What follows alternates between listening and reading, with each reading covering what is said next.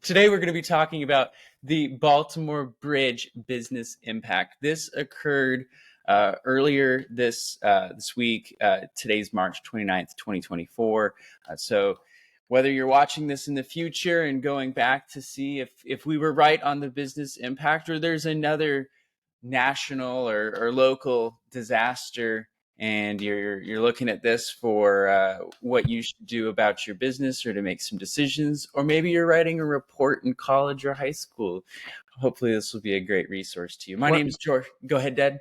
I was going to say, and we're going to frame it in a way that regardless of the event, how you might want to move forward. But we're going to use this event as the talking point. Yes, that is the intent here. So this is season 2. Our podcast needs no introduction. So I'm Jordan Disberger. This is my dad, Russell Disberger, and we like to talk about business. So yes, today we're talking about the Baltimore Bridge Business Impact. I've seen a lot of news on this. I've seen a lot of discussion on social media. There's some conspiracy theories that people think that this was done on purpose, and then there's a lot going on with the news about how this is going to devastate the Baltimore economy, commuters having to drive long distances, and then just from a bunch of different angles. So our podcast today is purely focused on what the business impact is and a little bit on the economics of it as well. So we will go to the next slide. All right, so what happened?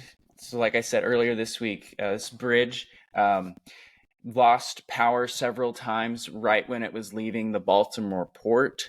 And if you don't know where the Baltimore port is, I wasn't 100% sure where Baltimore was, but it is just northeast of Washington, D.C. So the Atlantic Ocean comes right into it. And this is a port that has a lot of highways and a lot of trade that goes and reaches out into the Midwest and the rest of the United States. Anyway, this bridge, more or less, the fact that it collapsed completely blocked any access to that port. So anything that's within the port is stuck there, and anything that's trying to get to the port can no longer get there. So this ship lost power several times, and it sailed into one of the structural pillars of the bridge, and it almost immediately collapsed. There were 6 lives lost, and a lot of people. Which is amazing that it was only 6. Yeah, they're watching the bridge go down. Yeah, this is a very, very active bridge. The statistics say that about 30,000 people cross it per day. This happened at night, and the boat did send out Mayday calls, and the people who operate on the bridge were the police officers, security. They stopped anyone from entering the bridge. The people who lost their lives were construction workers who were filling potholes on the bridge. This is purely a bridge used for automobiles, commercial and personal. There are people stranded on the boat right now, and then obviously merchandise that's on the boat. So this is what happened. So the business impact. So what businesses get immediately impacted by this? So obviously I had stated that the port is no longer in operation.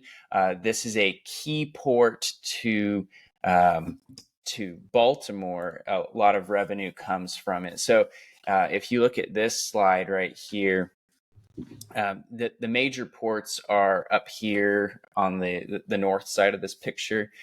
This Trade Point Atlantic is another port, but it is not the main port out of Baltimore. Downtown Baltimore, where a lot of industry happens up north past this bridge.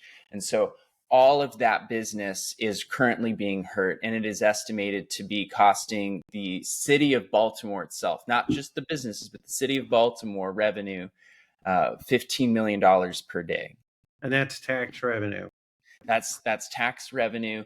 And then I do have another slide. And I thought this was interesting. In reading various articles, one of the questions that I thought to myself, and so did other journalists, they were, not that I'm a journalist, but they asked, okay, so how long is this port going to be down or non-operational? Well, as soon as that bridge can be cleared, it can be business as usual. And so one piece of information that I found interesting was that all of the boats and the timelines and the shipping delays were put at roughly 24 days in advance. And so someone made an educated, calculated guess there, saying, "Hey, this is going to take us 24 days to be able to either take the cargo that is waiting to be taken, or to deliver the cargo that's waiting to be delivered." Now, there are some businesses, ships that are going to go to other ports and deliver their goods, especially if there are things that need to be delivered quickly. So what goes in and out of these ports? There's a lot of automobiles, things with wheels. The governor of Baltimore stated that, the governor of Maryland, not Baltimore, stated that it's about 70% of the cargo that comes through here are things with wheels, so automobiles. So a lot of like 850,000 autos every year. Yeah. Get dropped off in that area. Yeah, and so the interesting thing that I thought was that someone stated, "Hey, our delays are 24 days," and there's another piece of information that kind of goes along with that. The mayor of Baltimore asked directly for federal assistance of $60 million, and I thought that those numbers coincided very well with one another. Their lost revenues, $15 million per day. 15 times 20 is 60, or no, yes, no, it's that's 600 million. No, that's 300 million. Okay, my math was off there. Never mind. So they're losing an awful lot there. But yeah. So never mind. We'll take that point out. That point's gone. This fuzzy math from this morning. Now that I'm thinking about it, it's 300 million. So they're really losing a lot. The city of Baltimore, but there are other businesses that are impacted by this. So there's the everyday commuter, and I can go to another slide that shows what that looks like. So this is the commute that someone would have going from one side of the bridge to the other side of the bridge. So it adds about, let's say going over the bridge took like 3 to 5 minutes, maybe 10 minutes. So this is adding 30 to 40 minutes to your drive. During rush hour, it's adding significantly more than that. But that's if you need to go from one side of the bridge to the other. The bridge connects the big highway, the outer highway interstate that connects all the way around Baltimore. And so this is a very actively used road, and impacts everyone. So that there's going to be a lot of made up revenue that the city gets from people's increased gas consumption. Because you're going to have to fill up more if you're having to drive an hour extra per day. The gas stations might benefit, or some will. Others that normally fill up, around the port will probably be devastated. Yes, and I did actually call a gas station on the west side of the bridge, and I called them and I was trying to ask if they were less busy than usual, but the person I got a hold of did not speak English.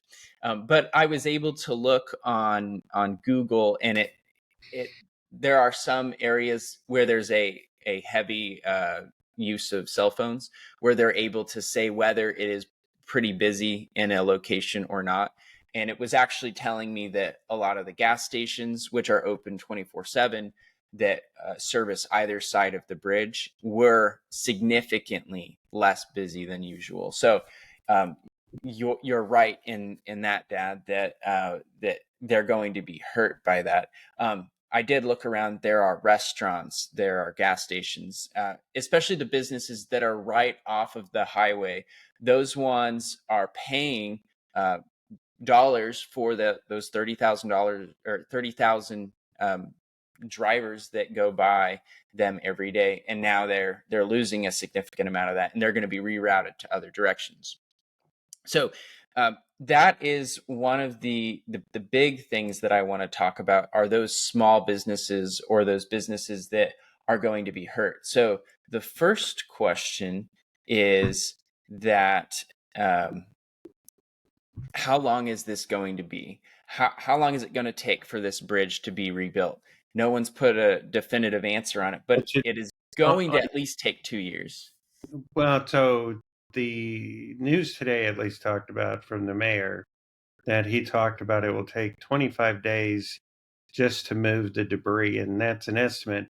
He's saying that the water is so thick or so cloudy that the divers can only see 2 feet in front of them. So it's hard to even identify everything that they need to. And the 25 days is probably an optimistic perspective. But if they can at least open it up, other ports or other things in that area might still be getting back to normal while they rebuild that bridge. But you're right. I heard estimates between a year and a half to 2 years. Some would estimate that the red tape and the engineering that's going to be required will actually make it longer. And the cost of the bridge itself will be $800 million or more. I saw estimates of 400 million, but this is something that they're going to want exponentially fast, and so things are going to cost more money. So they're going to be taking bids on that probably very soon, and that'll be opened up.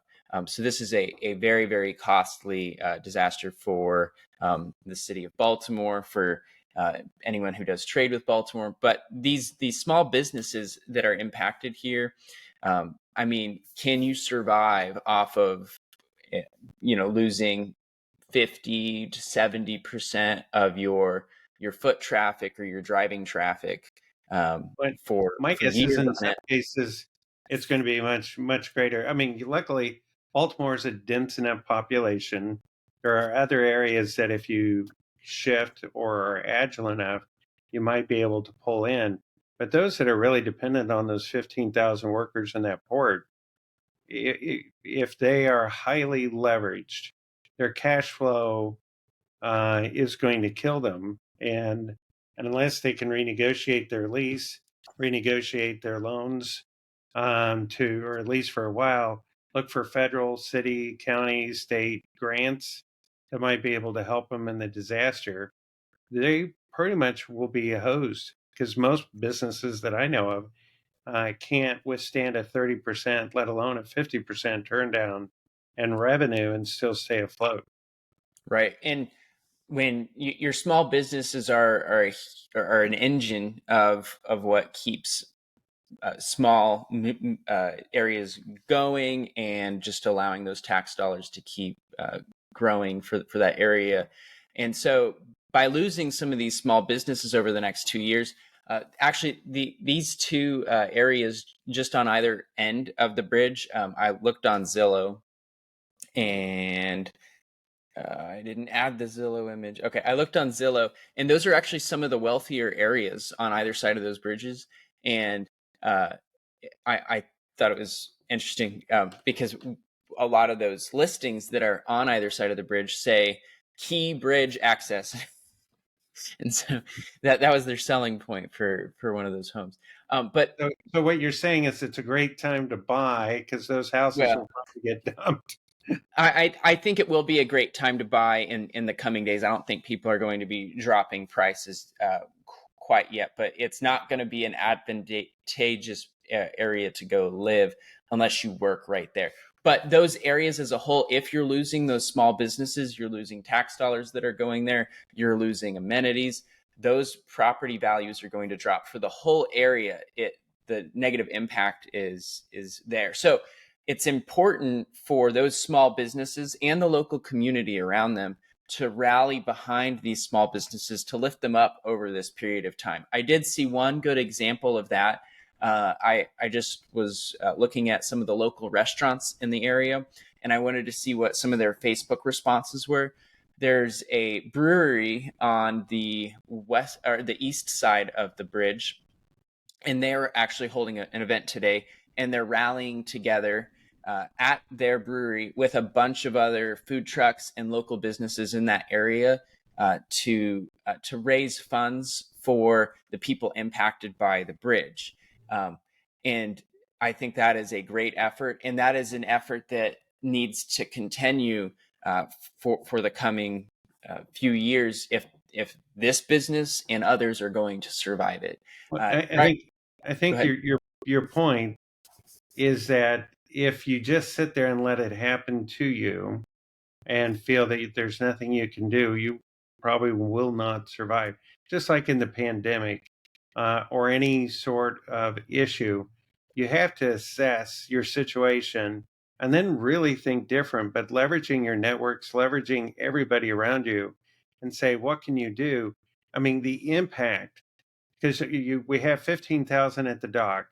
Well, economic indicators normally say there's takes to employ one person, it takes three service people or so to support it.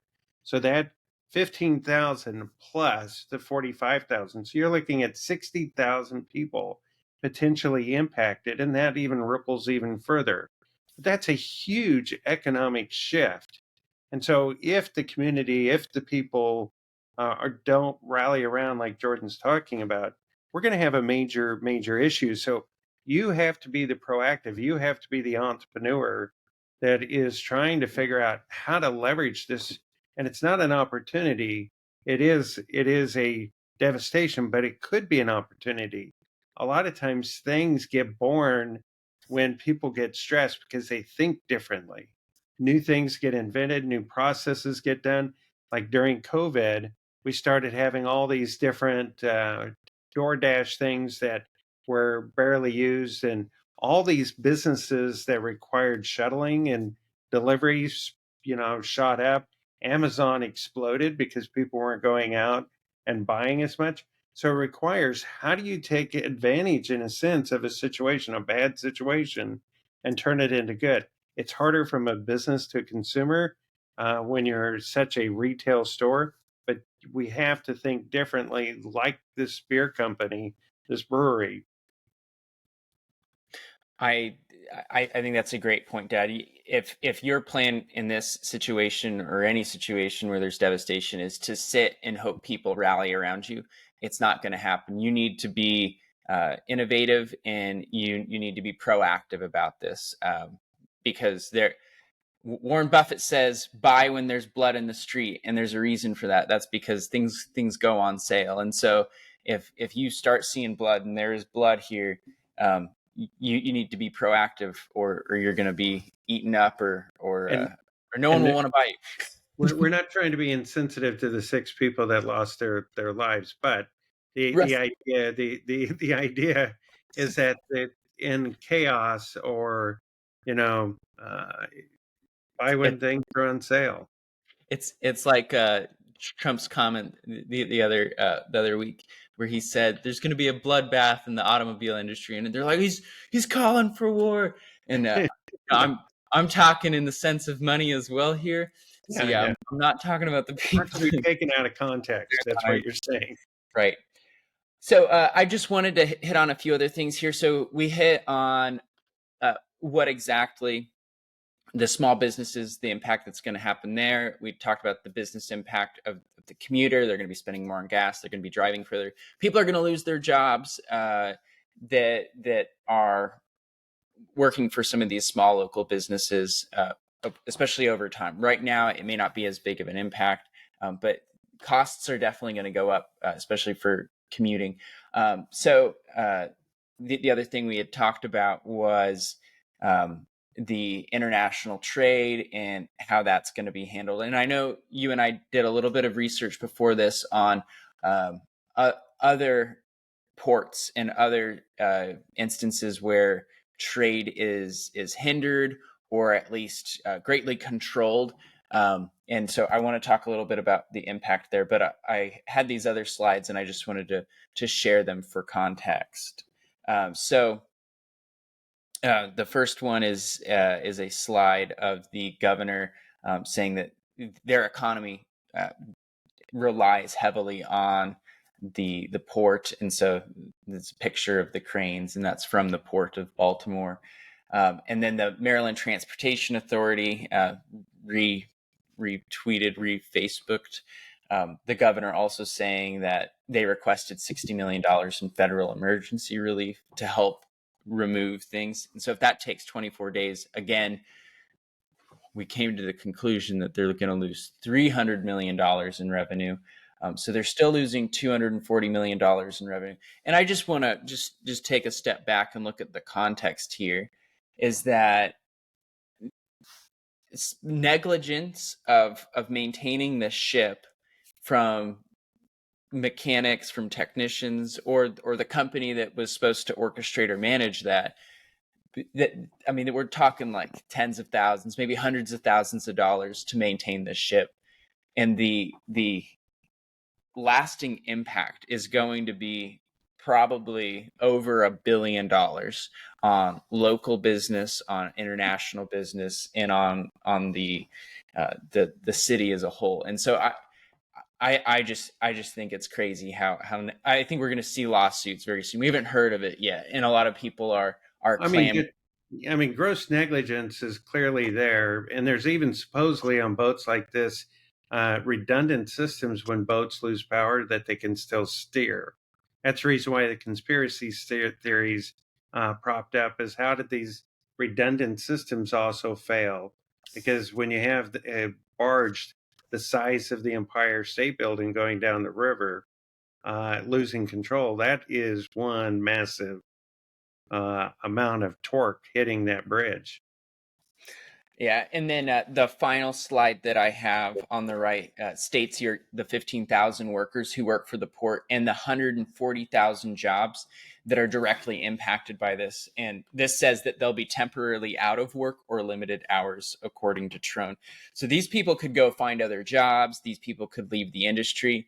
It's going to take a lot of training and development once this is done. Some people, I mean, people who live paycheck to paycheck, they can't afford to be out of work for 24 days. There's going to be a lot of people who go find And work. 24 days is just to clean it up. That's not to restore, Right. everything. Right. And I think that's a great point, Dad. And that segues me into the international trade. So how many big boats go into this port? It was estimated on here that there's 50 big customers that come in. So 50 boats come in about 1,800 times per year, delivering goods or taking goods out, doing import exports. So they're going to lose some of those customers permanently to other ports. And it's going to take a significant effort from Baltimore to reestablish those relationships with those customers, and then also to try to find new ones. So that $15 million in revenue isn't going to be $15 million when they resume. They're going to have to work back up to that. So that just increases the devastation that exists there. So there were two other examples that you and I had looked up, Dad. You had the Panama Canal. Yeah, the drought that they're going through down there has caused the water not to be as available, so they can only have so many ships going through the Panama Canal, which is a great reduction. So people are bidding up the price to go through that canal, which is just adding to the cost of everything that people are buying because now transportation and shipping goes up. So Right. if anything that disrupts logistics, the ultimately the consumer gets hit and it impacts inflation or inflationary pressures to everybody And in times when the economy is in flux, it creates more fear. And this situation also reminded me of the ship that was blocking the canal in the Middle East, just outside of Egypt in 2021. And I thought it was actually blocking that canal for much longer, but it appears it was only blocking it for 6 to 7 days. But they estimated revenue lost in delaying ships or rerouting ships was about $10 million per day, and it was holding up $890 million in cargo, which eventually was able to go through. But that was immediately after all the supply chain issues existed with COVID and having all that shut down. And then there was another supply issue right here. So there's a lot of supply chain logistics that are going on behind the scenes here. Like I had stated, there's people going to other ports and there's business going to be lost there. A lot of these big businesses have backup plans and ways that they can circumvent this. And so establishing Or many absorb it. relationships, establishing many relationships is important for those big businesses there. Well, Go ahead. I'm gonna make a comment. You know, I mentioned that cash flow is king for these small businesses in times like COVID or any sort of emergency thing that happens to your business that's unexpected. When you become highly leveraged, you've borrowed a lot of money. It may make sense, especially if you're making 3, 4 times the return from what you borrow. There's people on Instagram, Facebook, TikTok, wherever, that are telling you to go out and leverage the health out of things. But the problem is, in a turn down, your risk, your exposure, your staying power is gone because the equity that you had or the demand of cash flow to pay those payments back are so high. So this is where individuals that have enough cash in the bank, working capital, which is derived from profits, sitting in their bank to be able to withstand, to have some muscle, and that are not highly leveraged, typically will weather and are the ones that can buy when there's blood in the street, as Jordan and I talked about just a few minutes ago. But what we have to understand is that listening to trends and things online, you need to think critically and do stress tests for your business when things are great. You know, just because you've made some cash or some of the employees think, gee, you know, the rich are getting richer. Well, they have to have the cash in the bank to withstand things like this. If not, all these businesses, all these employees, all their families, real estate, it will take years to recover because people will leave the trade. When people leave trades, it will take years to retrain people to come back. I mean, people get absorbed. And so people need to understand that business and commerce is really about being smart, having a vision, but understanding the risks that are exposed to you. And this is just the not the beauty, but the opportunity for us all to learn about these kind of situations so that when it impacts us, we're not naive, I guess. I think that's a great call and a great reminder to businesses, especially the ones that aren't impacted, is you need to think critically now and how would you handle these events and how can you prepare yourself for if a worst case scenario comes around. Hopefully that will never happen to you. I guess from an employee's perspective too, rather than just blaming your boss, and I know that's people that get paid a lot. I want them to understand the amount of risk that they go through and the profit that they must amass to be able to withstand these things for your benefit. A lot of times you might see that they're making all this. They're the ones that a lot of times will write that check, especially a small business owner, to reinvest, to lend the money back to the business. There's no bank's going to give you money. So it's got to be out of their equity, the equity in their house. They may have to go get a mortgage on their car if it was debt free. They're going to have to borrow from friends and family. I have many individuals that have borrowed maybe 3 years worth of revenue just to try to keep their business running during times that are trying. And this is what employees need to understand. So you want your boss, you want your business to be highly profitable, because that's how you know they're going to be successful. I don't care if they're driving a Rolls Royce. I don't care if they have a jet, because that's an asset that they can leverage in times of need.